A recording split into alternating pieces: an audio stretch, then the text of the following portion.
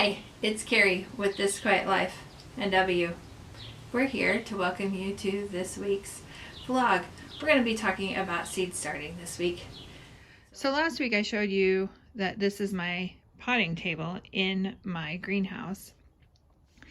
And so I start my seeds there. I fill a trash can with potting soil and then I work from there. So what I do is I take these pots and I fill them with dirt and then I put my seeds in them. So I start my seeds on my potting bench and then I move them to shelves over here and tables over here. I have onions started and then I have peppers started. So the onions are for me. The peppers are for someone who lives in a different growing zone. And so they get started a little bit earlier than I start my own peppers. So I start my seeds in these, then that way I don't have to repot them later. And it actually works really well for me. And then I just fill it with dirt from my trash can. So when I fill those with dirt, I usually wear a mask because I end up getting dirt up my nose and I don't really like that. So our masks that we've been wearing for COVID work great. So I just follow the directions for the most part from the seed packet. Botanical Interests has a ton of information on their seed packets. So as you can see on this one, it says to pot 1/4 of an inch deep. And if you've seen onion seeds, and actually there's one right here. Let me grab it and show you. So that is an onion seed. It is tiny. So the seeds, you don't want to plant them very deep depending on their size. So these, because they're tiny, we're going to go not very deep. So according to this, it says 1/4 of an inch deep, row spacing of 12 inches to 16 inches. And that is not spacing between plants, but spacing between rows. Now that can be pretty loose. You can do closer. You can even do like, so it says 2 inches tall, thin to every 6 to 8 inches. So you could do, a row of onions that are 6 to 8 inches each plant, 6 to 8 inches apart, and then do another row 6 to 8 inches apart from that. They don't have to be spread out. The row spacing was used for being able to get in between the rows for weeding and for using equipment through there. I still use some of that row spacing information because some of the plants do need more space, like squashes. And I like to spread my tomatoes out because they tend to get all over the place. So I use that. And then as you can see on the back of this, there is other information about the seeds and when to plant them. And you can see on there that it says recommend 10 to 12 weeks before your average last frost date. And so that average last frost date is an important date for you to know. Then also on the inside of the seed packet, there's a lot more information. I really like Botanical Interests because you can learn so much from just their seed packets. Okay, so another thing I did this year was I put my seeds in a binder. I had them in a basket and I would have to flip through all of them to find one seed packet. So I decided this year I was going to put them in a binder and put them in categories.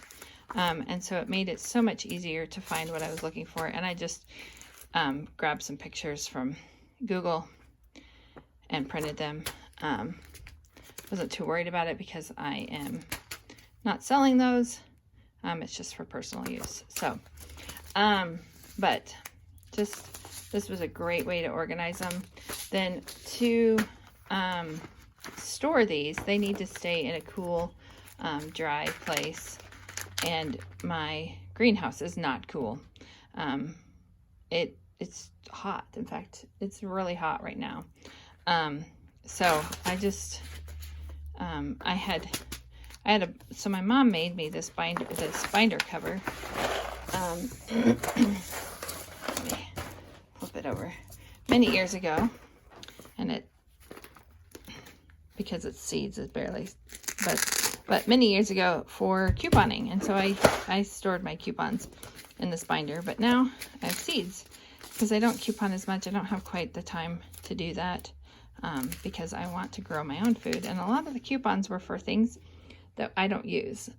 We have gone to a real food diet, and then also we don't use many of the toiletry products that you get with coupons. So it was a good transition to switch to the seeds in this binder. So, and as you can see, I went a little crazy with the flowers this year. Botanical Interest usually sends you a free seed packet when you order from them, and the Forget-Me-Not was the one I got with the flower order. And then let's see here. And this lettuce is the one that I get when I order vegetables. And then a friend just recently sent me a tomato seed packet that she had gotten when she ordered from Baker Creek. So it's nice that they are grateful that we order from them and they give us free seeds. So yes, I have plenty of, because I order a lot of vegetables, I have plenty of the lettuce seeds. Let's go to, oh, my peas are in the front because they're a big package. Okay, so let's look at some pepper seeds also. And I will link where I got these holders for the seeds. So it's the California Wonder. I had a little bit of a hard time getting the yellow peppers that I normally plant, and so we're going to try some new ones. But as you can see, because of the seed depth on these seeds are pretty small. And then the row spacing is 24 to 36 inches, so 2 to 3 feet. These plants don't get that big, and so you really don't need that much space, maybe a foot or two in between rows. But it does give you some space to get in there and weed as needed. You can see also that it says 75 days from transplanting is maturity. I need that because I have 107 growing days, and so I need short maturity dates. Let's talk about squash. So zucchini, these are the black beauties, and you can see that the seed depth is 1/2 inch to 1 inch, and that's because these seeds are a lot bigger. So they're this big, and so this size can go deeper. But those tiny onion seeds or pepper seeds, this is about, let me show you these. This is about what size the pepper seeds are. So they're pretty small. I ordered these from somewhere and they were not what they said they were. And sometimes you have that problem. And that's why I like to order from Botanical Interest and known companies, because a majority of the time you're going to get what you bought. So then also, as you can see, it says mound spacing 3 feet to 4 feet. Now for me, these plants get really big, like 4 to 5 feet across. And so I need at least 4 feet in between plants. And when I go to plant these, I'll show you how I plant them so that they have that much space. So that's the zucchinis. Now with, so So zucchinis are a summer squash, as you can see on the package, and they are more of a bush than like your winter squash are. So a pumpkin, and actually this one was a lot of fun to plant. So your pumpkins are a winter squash, and they are going to trail. And so this one says 4 to 6 feet between. And while you probably do need about that, they are trailing. So they're going to take up a lot of space. So I try to put all my squash in one area and give them a lot of space. And I'll show you on my garden plan exactly how much space I'm giving all of these. Some other fun ones that I've done, I did these last year, the honey boats. They are delicious, and they were a lot smaller than I expected. I don't know if that was because I had a difficult growing year, or if it's just because they are supposed to be that small. I need to open up that packet and read it. So I got some white pumpkins, some Howden pumpkins that are great for carving, and then the honey nut looked good. I ordered, and then I ordered again, and then I went to the store while I was visiting friends in Denver. So I got a little bit carried away. These were ones that I got carried away with. And then I don't know that I have all my tomato seeds. So these I saved from last year. These are San Marzanos, because I use a lot. I plant a lot of San Marzano seeds. So that's what I'm doing, or that's how I store my seeds. I will not store these in this room because it's too hot for them. But it has helped me be a little bit more organized this year. So before I fill my pots with dirt, I'll write a number on them with a paint pen. I need to pick up a new one of these because this one isn't working anymore. But I'll write a number on the pots, and then I will, it will correlate with a specific kind of plant that I'm growing. And then I make myself a sign and I hang it up in the greenhouse, so I know what is what, because I'm getting older and I can't always remember. And then every year it's different because I plant different things. Like this year, I probably won't be planting beefsteaks or money makers. And you know, I have new things that I'm planting. I'm probably not going to plant the ají dulce peppers. Those just don't work well here. And I'm not planting eggplant this year. So it'll be different. So I'll make myself a new sign, and then it will correlate with my pots, and then I can keep track of what is what. So after I get the seeds planted, then I put the pots in these storage bins. They're the kind that go under a bed, and then I water them, and that has really worked well for me. I do have to clean them out occasionally because they are started way earlier than when I'm going to put them in the ground, and so they get cleaned maybe every other week. Okay, let's talk about top watering versus bottom watering. I have always bottom watered only because I'm lazy, but this year I have learned that bottom watering actually can be really good for the plants and the seeds. These got a little bit of water from the top, and normally I water them a little bit on top when I first plant them, but our windows are leaking a little bit, and so that needs to be a project for this year. But so some of them got a little bit of water from the top, but despite them looking very dry on top, they're not, and they are getting all the water that they need.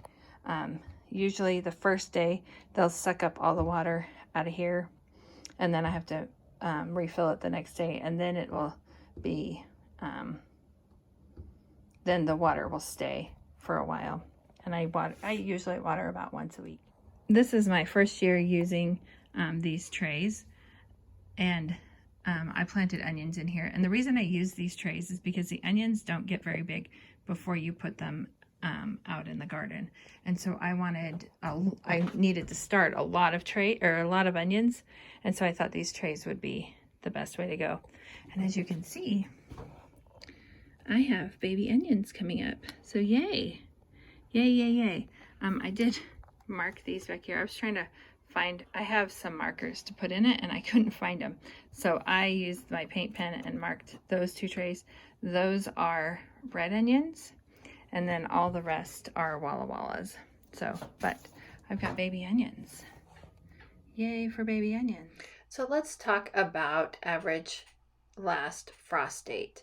So you can see that I've gone to the Farmer's Almanac website, and I'll link that below, and you put in your zip code and hit search, and it will show you your average last frost date. So my altitude, my average spring frost, which is your average last frost date, mine is May 31st, and then my first fall frost is September 13th. That gives me 104 days. And I know I've been saying 107, and I was wrong. So I have 104, which is a little disconcerting because it's less than I had before. You can also put in a city. I used to live in Temple, Texas, so let's look at that one. And they have 242 days and an average last frost date of March 17th. Now for them, because it gets really hot in the middle of the summer, some of those days are not really growing days. So they actually will do 2 gardens, one in the spring and one in the fall. If you're wondering why the average last frost date is important, it is because you need to use that date to look at the back of your seed packet to see when you need to start your seeds. Like I showed you on the onions, it said 10 to 12 weeks prior to your average last frost date to start those. Other seeds will have similar, like the peppers were 8 to 10 weeks prior to your average last frost. So this is where you can find that date and make it easier for you to figure out when you need to start your seeds. So I bought another shirt from the Shop Forward. This one is actually for my sister. Monday is her birthday, and so I thought this would be a fun gift for her. This particular shirt supports Espwa, and again, that means hope in Haitian Creole, and it goes to support an orphanage and other things in Haiti. So this week I have 2 shirts to show you. The first one I've already shown you with the cool mom, and this one, it's fine, I'm fine, everything's fine. And both shirts are from the Shop Forward, and they both support Espwa. You're turkey. Well, that's everything from us this week. I hope you join us next week, and I hope you have an amazing day.